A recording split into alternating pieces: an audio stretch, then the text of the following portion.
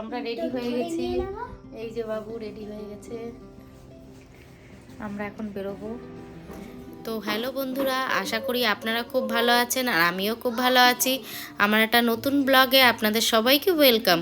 তো আমরা এখন চলে যাচ্ছি এখন বাগুইআটিতে।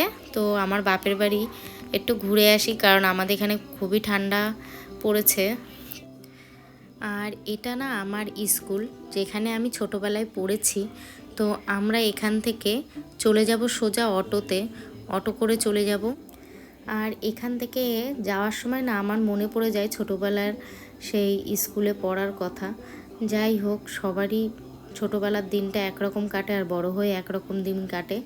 আর মা এই যে সন্ধেবেলায় বাড়ি এসে দেখছি পুজো দিচ্ছে, আর আমাদের গোপুসোনা এই যে বসে আছে। এখান থেকে সোজা চলে এসেছি ওর পিসি বাড়িতে ওর বুনু আছে, এখানে দেখা করতে চলে এসেছে। আর এরা দুইজন তো এক জায়গায় হলে তো বাবারে বাবা, খুব দুষ্টুমি করে। তো আপনারা দেখতে থাকুন।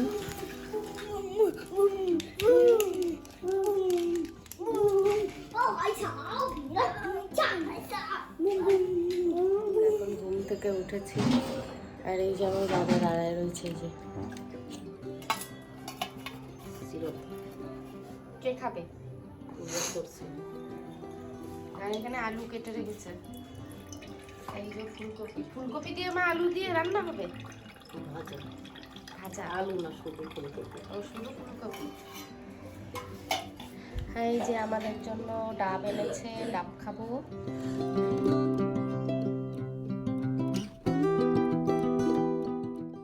আমার সকালটা তাহলে তিতো দিয়েই শুরু হলো। এখনো ঘুমাচ্ছে, এখনো ওঠে না। এবার এই যে মাছ কাটা হচ্ছে। এই যে কি মাছ জানি না নাম। ওখান থেকে বাড়ির থেকে সোজা বিকেলবেলায় চলে এসেছি আমার মাসি বাড়ি। তো ওই মাসি বাড়িতে এসে ভাই দেখছে এখানে বই পড়ছে। তো ঠাকুরের বই পড়ছিল। ও কাজ থেকে এসেই না ঠাকুরের বই পড়তেও খুব ভালোবাসে। তো যাই হোক, সেটাই আমাকে দেখাচ্ছিল।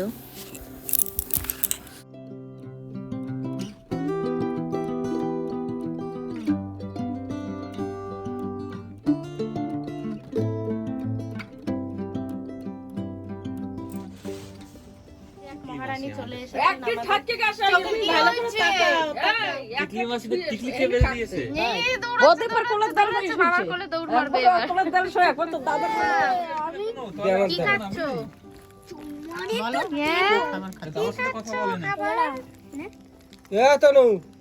টিক্কিটা কে বেঁধে দিয়েছে? যাই হোক, আমি মাসির বাড়ির থেকে বেরিয়ে সোজা যাচ্ছি আমার দিদিমার সঙ্গে দেখা করতে।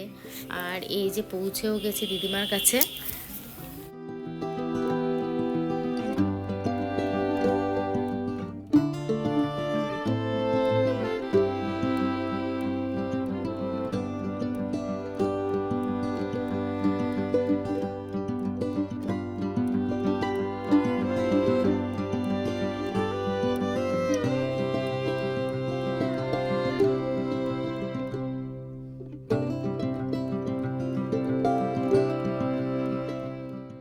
যাই হোক, নাতির ঘরের পুতি তাকে আদর করছে একটু।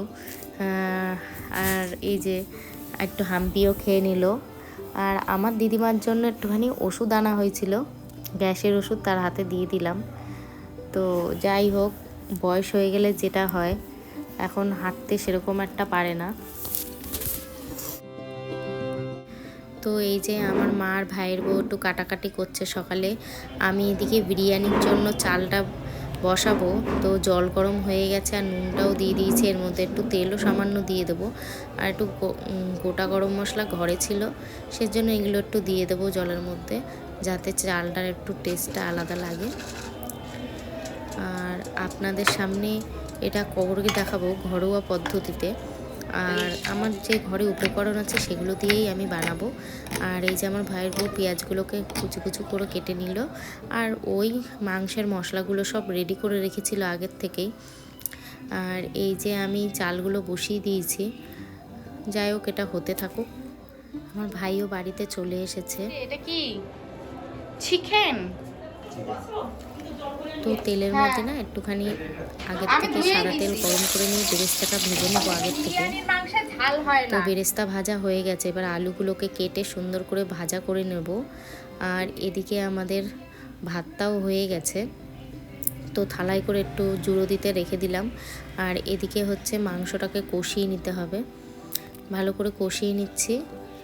আর এই যে কষানো হয়ে গেলে একটু মশলা দিয়ে নুন হলুদ দিয়ে মাখিয়ে সুন্দর করে আর একটু ভালো করে কষিয়ে নেব।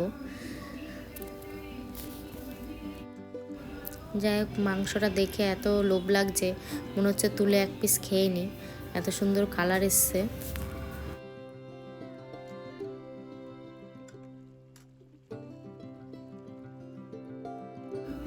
এবার একটু আলু অ্যাড করে দেব, আলুগুলো সুন্দর করে কষিয়ে নেব।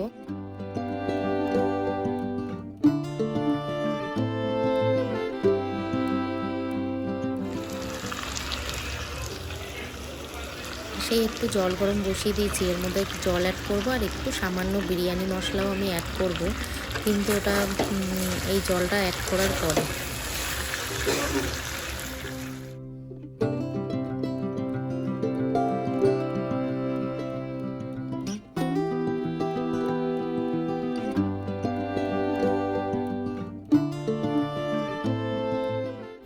সামান্য একটু গামলার নিচে একটু ঘি মাখিয়ে নিয়েছিলাম। এরপর আমি ভাতের উপরে অ্যাড করব একটু মাংসের ঝোল, আলু আর 3 পিস মাংস, তার উপর আবার ভাত দিয়ে দেব।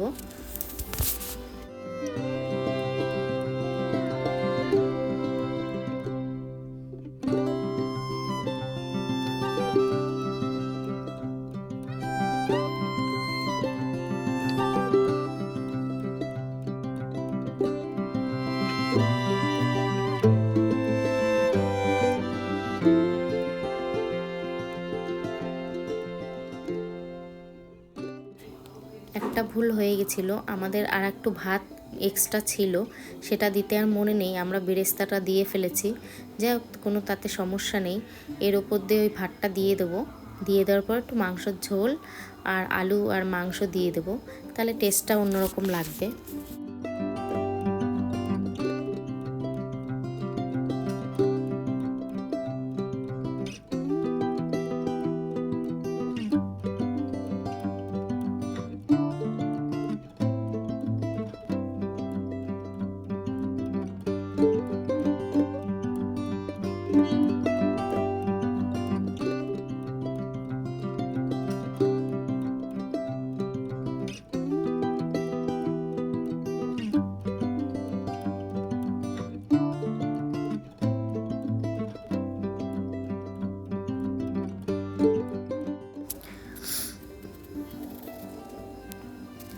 তো আমি এর উপরে একটু ভাত অ্যাড করার পরে এবার গোলাপ জল, মিঠা আতর, বিরিয়ানি এসেন্স আর কেওড়ার জল সব কিছু একসাথে দিয়ে এটাকে ঢেকে রেখে দেবো।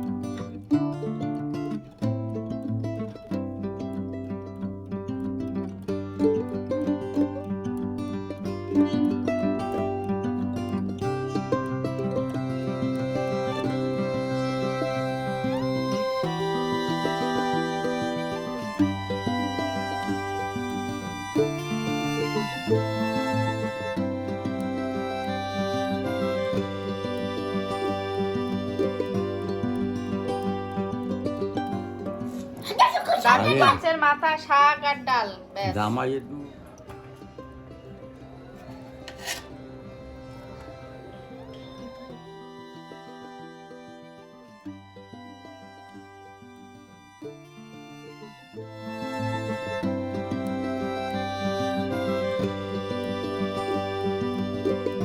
সেই থালা বাসন মাজা, যেটা আমাদের কোয়েল রানী করছে, কষ্টের কাজ।